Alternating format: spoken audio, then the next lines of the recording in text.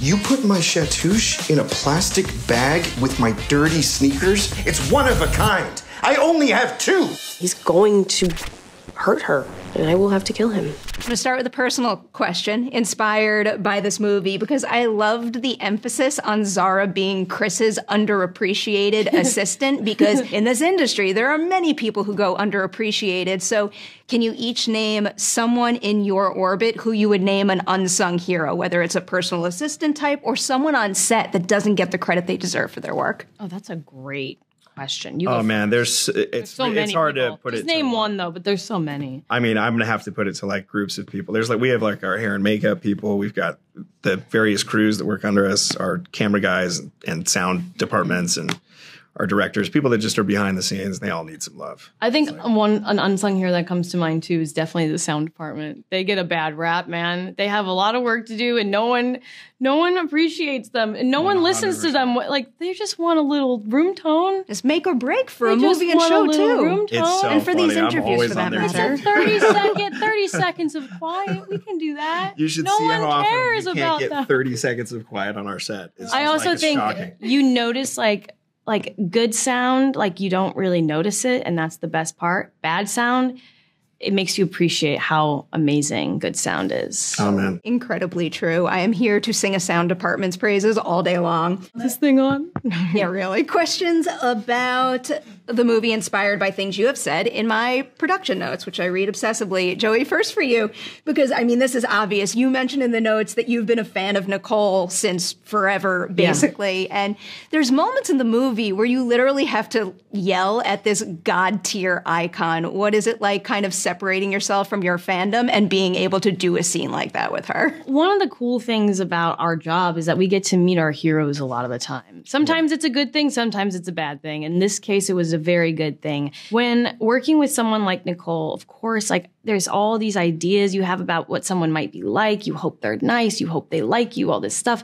And when you meet Nicole, she's so disarming and so wonderful. And like you do really get lost in how human she is. So it was like very easy to settle into these scenes with her because she's so generous as a scene partner and she's just excited to be there too.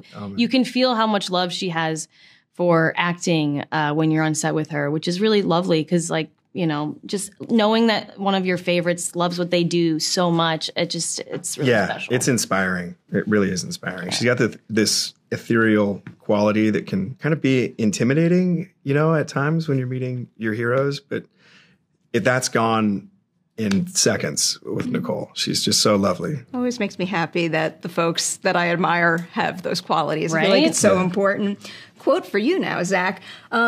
It says you were talking a little bit about working with Richard, and you had said, I learned how to do more by acting less. And I feel like no matter what creative field you're in, that's a really difficult thing to wrap your head around. So can you give us an example of a time on this set when you were able to achieve more by doing less? You're like, no. I mean, I can think they're all the way through the movie, but I think in particular, I think in a lot of scenes with Joey, actually, we just had a lot of fun, and it was kind of when Richard would just encourage us to let it breathe and let it be real, and those are always just the best takes. Those are always the best moments, in my opinion, and we had also a lot of really funny, like honest moments come up when we were improvising. Yes, and they were really cool. Like I can look back and I have no memory of how we got to where we got, but like.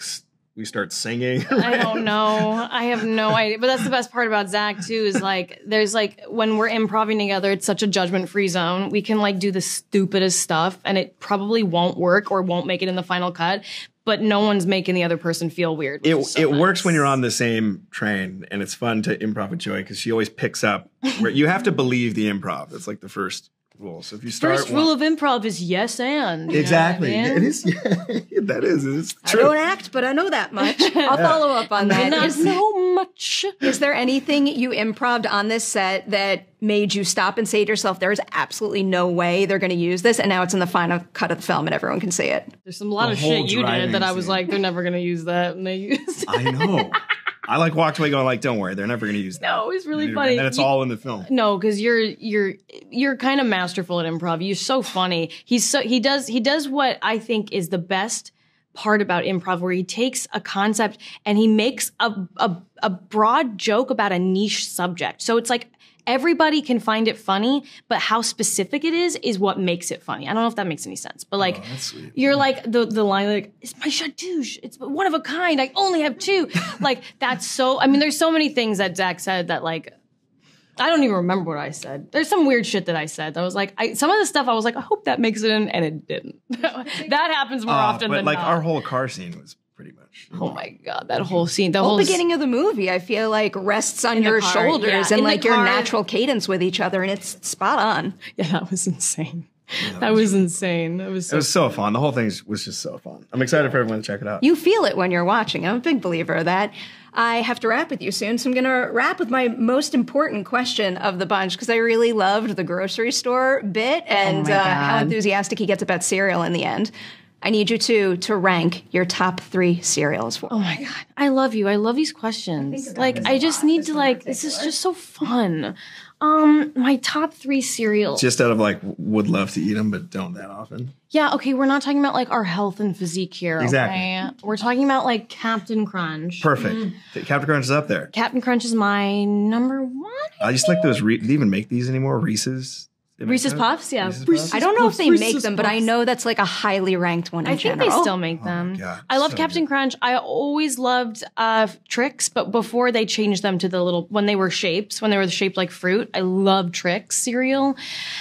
What's my third? Life cereal cinnamon flavor. Ooh, yum.